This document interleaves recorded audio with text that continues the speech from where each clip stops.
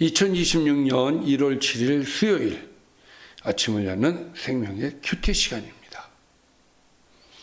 자, 오늘 말씀은 요한 1서 4장 13절에서 21절 말씀으로 성령 안에서 이루는 온전한 사랑이라는 제목으로 함께 말씀을 나누도록 하겠습니다.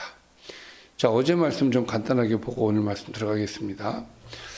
하나님께서 속한 영인지 아닌지 예수님이 사랑으로 오신 구주이심을 고백하는가로 분별할 수 있다고 했습니다. 육체로 오신 예수 그리스도를 믿느냐 안 믿느냐. 자, 하나님께 속한 사람은 성령 안에 있기 때문에 세상의 거짓과 미혹을 이길 수가 있습니다. 하나님은 먼저 우리를 사랑하셨고 예수님을 십자가에 내어 주심으로 사랑을 증명하셨습니다. 그러므로 하나님을 사랑하는 사람은 반드시 형제도 사랑하며 그 사랑 안에서 하나님이 드러나게 되어 있습니다. 자, 이처럼 사도 요한은 하나님을 사랑하는 자의 증거는 형제를 사랑하는 것이다 라고 계속해서 반복해서 강조하고 있음을 알 수가 있습니다. 오늘도 또 이야기합니다. 자, 오늘 말씀 들어가겠습니다. 그의 성령을 우리에게 주심으로 우리가 그 안에 거하고 그가 우리 안에 거하시는 줄을 아느니라. 자, 하나님이 내 안에 거하고 내가 하나님 안에 거하는 것을 무엇을 할 수 있느냐?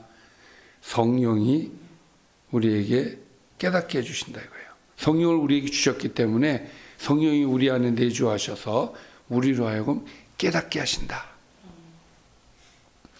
자, 아버지가 아들을 세상의 구주로 보내신 것을 우리가 보았고 또 증언하노니. 사도 요한의 입장에서는 예수님을 눈으로 직접 보았죠. 그래서 이렇게 얘기하는 거예요. 우리가 직접 보았다. 또 그래서 증언한다. 그래서 누구든지 예수를 하나님의 아들이라 시인하면 하나님이 그의 안에 거하시고 그도 하나님 안에 거하느니라. 오늘은 하나님이 우리 안에 거하는 자는 어떤 자냐? 예수를 하나님의 아들이라고 시인하는 자. 어저께는 육체로 오신 예수를 믿는 자였다면 오늘은 하나님의 아들로 믿는 거예요. 그러니까 이 시대는 하나님의 아들 예수 그리스도 이게 인정이 안 되는 거예요. 어떻게 하나님이 한 분이신데 아들이 있냐. 아들은 듣도 보도 못했다. 그러니까 믿지를 못하잖아요. 그래서 요한이 강조해서 얘기하는 거예요. 하나님의 아들 예수 그리스도를 믿는 자만이 하나님이 너희 안에 있는 자다라고 이야기를 하고 있는 것이죠. 그리고 예수님을 하나님께서 아들이신 예수님을 이 땅에 왜 보내셨습니까? 우리를 위해서 보내신 거죠. 우리를 구원하시기 위해서. 십자가 사건은 하나님께서 우리를 사랑하신다는 증거예요. 그러니까 하나님이 이 땅에 오신 것도 사랑의 증거고 이 땅에서 주님께서 우리를 위해 죽으신 것도 하나님께서 우리를 사랑하신다는 증거가 되겠죠. 자, 그래서 그 하나님의 아들을 시인하는 자, 나를 위해 이 땅에 오신 예수 그리스도를 믿는 자만이 하나님이 내 안에 있는 것이다라고 이야기를 하고 있어요. 누구든지 예수님을 하나님의 아들 나의 구주로 진심으로 고백하면 하나님이 그 사람 안에 계시고 그 사람도 하나님 안에 머물게 된다는 말씀이 되겠습니다. 자, 16절입니다. 하나님이 우리를 사랑하시는 사랑을 우리가 알고 믿었노니 하나님은 사랑이시라. 자, 하나님이 우리를 사랑하시는 사랑을 우리가 알고 믿은 그 이유가 뭐라고요? 하나님은 사랑 그 자체다 그 얘기예요. 할렐루야. 사랑 안에 거하는 자는 하나님 안에 거하고 하나님도 그의 안에 거하시느니라. 왜? 하나님은 사랑이시기 때문에. 그러니까 하나님이 사랑이시니까 우리가 하나님에 거한다는 것은 어디에 거한다는 얘기예요?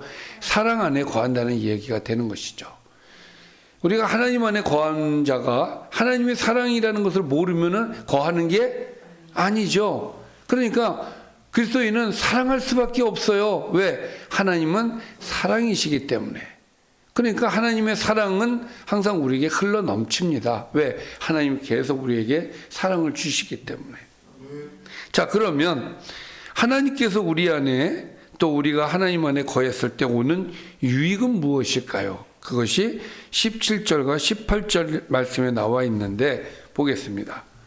이로써 사랑이 우리에게 온전히 이루어진 것은 우리로 심판날에 담대함을 가지게 하려 함이니.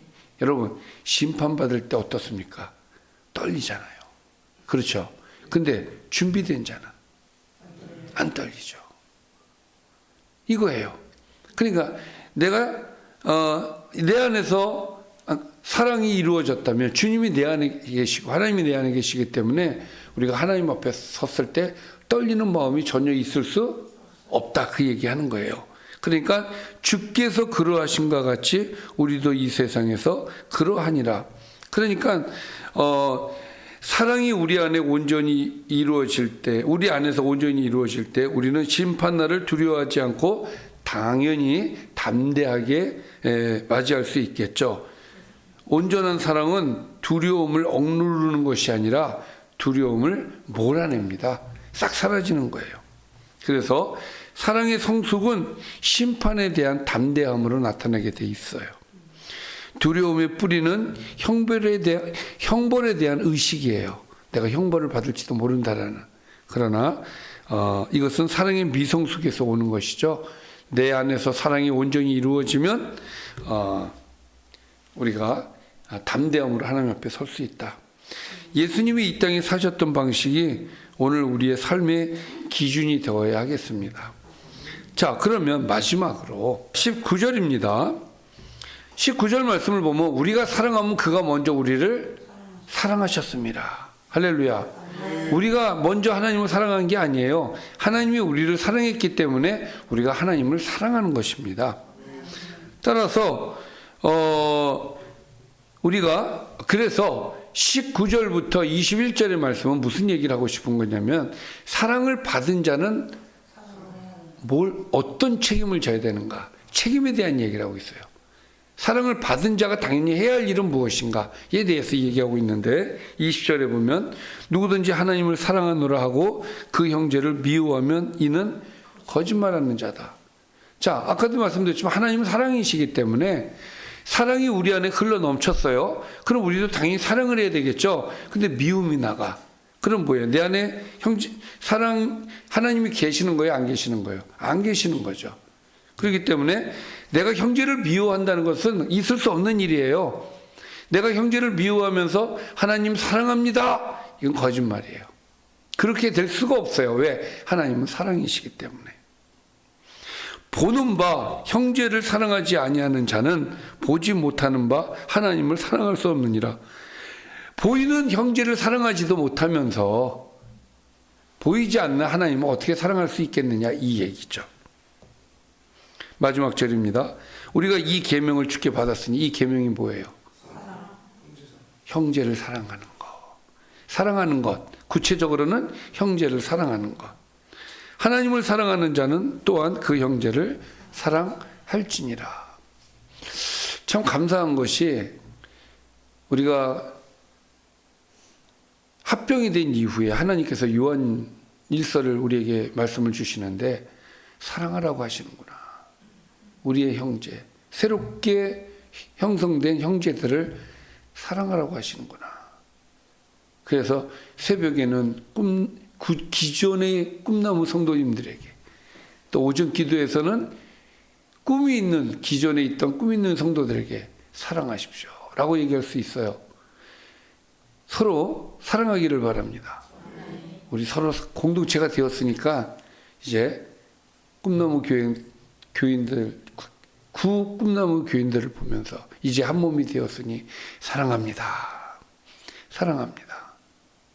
우리 안에 미움이 있어서는 안 되고 사랑합니다. 그런 고백이 저와 여러분에게 있고 우리의 삶이 그렇게 되어지기를 주님의 이름으로 축원합니다.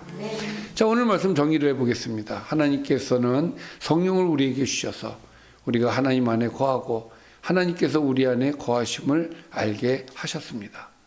하나님은 사랑이시며 그 사랑은 아들을 세상의 구주로 보내신 십자가 사건을 통해 분명히 드러났습니다. 이 사랑이 우리 안에서 온전히 이루어질 때 우리는 심판날에도 두려움 없이 담대함을 가질 수가 있습니다. 하나님께 먼저 사랑받은 자는 반드시 형제를 사랑함으로써 그 사랑을 삶으로 증거해야 되는 책임이 있습니다. 기도하겠습니다. 살아계신 아버지, 우리의 형제를 사랑하게 하옵소서. 사랑하게 해 주시옵소서. 그리하여서 하나 되게 하신 우리 공동체를 힘써 지키는 저희들 되게 하여 주옵소서. 예수님의 이름으로 기도드리옵나이다. 아멘.